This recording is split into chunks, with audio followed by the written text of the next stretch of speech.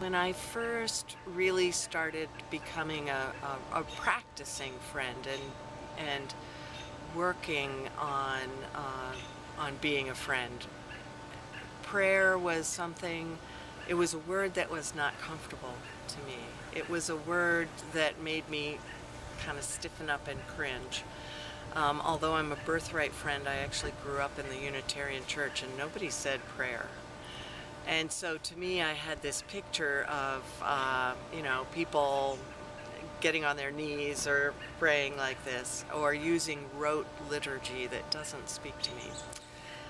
But through my experience, through friends, it has become a way of being. So I feel that for me, prayer can take many forms.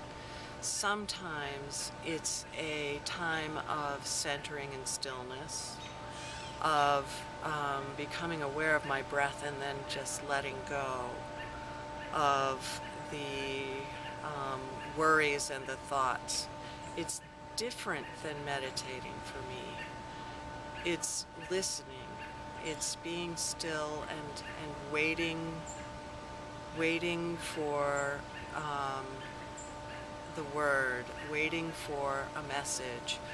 And it often is not a message in words. It's a very deep experience. I have a prayer that I say that really helps me if I'm in a difficult spot or in a challenging situation, and I just say it to myself inside quietly. And it's, God, help me to see myself as you see me. Help me to know myself as you know me.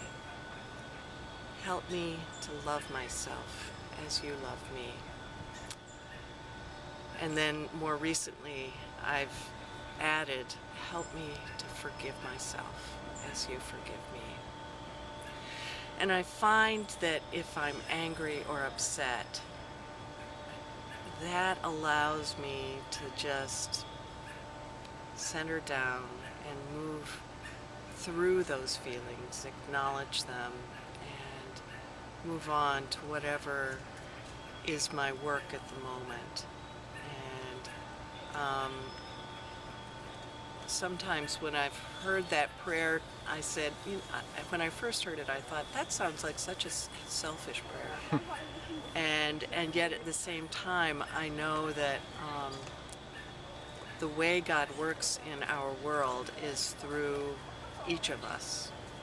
And if I am going to allow God to work through me and to work through my hands and my words, then I need to get myself out of the way and allow God to be there. And that prayer helps me do that.